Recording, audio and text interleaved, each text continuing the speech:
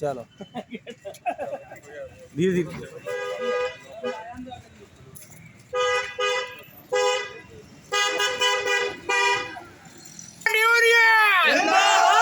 जब तक दुखी किसान रहेगा तूफान रहेगा। जय जवान जय किसान, जय जवान जय किसान, जवान जय किसान, जय जवान जय किसान। किसान यूनियन जिंदाबाद, भारतीय किसान यूनियन जिंदाबाद। आगे और लड़ाई है, भारतीय किसान यूनियन जिंदाबाद। राकेश टिकैत जिंदाबाद, जिंदाबाद। राकेश टिकैत जिंदाबाद, जिंदाबाद। भारतीय किसान यूनियन जिंदाबाद, जिंदाबाद। अभी तो ये लड़ाई है, आगे और लड़ाई है। भारतीय किसान यूनियन ने ललकारा है, हिंदुस्तान हमारा ललकारा है, हिंदुस्तान हमारा है। किसान यूनियन जिंदाबाद, जिंदाबाद। आज आप लोग प्रदर्शन करते हुए ज्ञापन देने के लिए आए हैं, क्या मांगते क्यों मांग लेकर? जी, वो सरकार से वादा खिलाफी मनाया जा रहा है। जब हमें दिल्ली बॉर्डर से उठाया गया था तो सरकार ने एक लेटर जारी किया था जिसमें आश्वासन दिया गया था कि जो हमारी वो जो मांगे थी उन्हें मानने के लिए, जिसमें बिजली बिल है या MSP है, इन पर कमेटी के लिए कहा गया था। तो सरकार ने आज तक सरकार के काम पर जू नहीं रहेंगे, ये कोई काम A to Z नहीं किया है। हमें ऐसे गुमराह करके वहाँ से उठा दिया गया है तो कहा गया था कि हम तुम्हारी सब मांगे मानते हैं और आगे धीरे धीरे कमेटी बना के सब मांगे मान ली जाएंगी। लेकिन मांगे नहीं मांगे नहीं कोई मांग नहीं मानी है।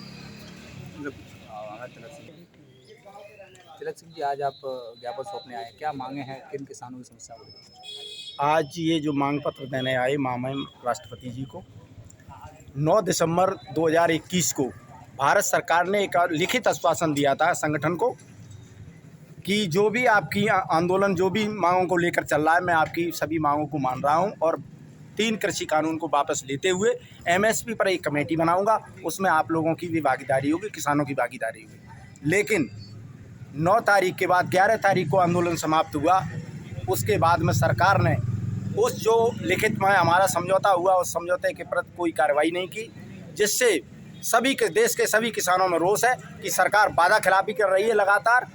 31 जनवरी को मैंने सरकार को ये बात याद दिलाई थी कि जो आपने वादे किए उनको पूरा कीजिए, लेकिन सरकार चुनाव में रही। 5 राज्यों में चुनाव थे, चलो चुनाव का समय दे दिया। चुनाव के बाद में भी अभी भी सरकार किसानों की मांगों पर कोई ध्यान नहीं दे रही है, इसलिए किसानों में रोष है।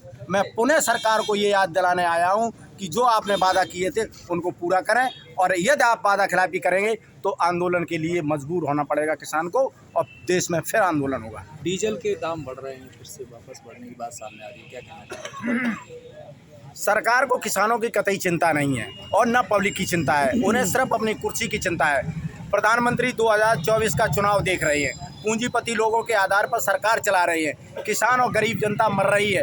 अगर आज डीजल के दाम बढ़े हैं तो महंगाई पूरे देश में हर चीज़ पे महंगाई बढ़ जाएगी, किसान की जुताई बढ़ जाएगी, भराई का दाम बढ़ जाएगा, जो आयात माल आ रहे हैं उनकी सबके दाम बढ़े तो गरीब भी मरेगा और किसान भी मरेगा।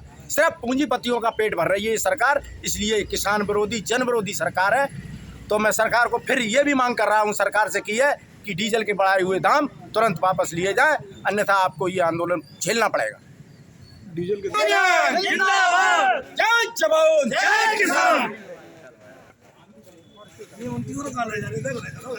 किसानों ने ललकारा है, हिंदुस्तान हमारा है। अभी तो ये लड़ाई है, आगे और लड़ाई है। अभी तो ये लड़ाई है, आगे और लड़ाई। सारी से काम हो रहा है, इसलिए मैं अपनी बात कहने आया हूँ। मांग तो रखूंगा, आप नहीं सुनेंगे दोबारा सुनाएंगे और फिर जब मजबूर होंगे तो आंदोलन भी करेंगे। वोट तो दिया नहीं था आपने, क्यों वोट? और ये सरकार कैसे बनेगी भाई? पब्लिक के ही वोट से सरकार बनी है। बिना वोट के अगर सरकार बन गई हो तो ये बताएं कि वोट नहीं दिया। किन मांगों के लिए आए?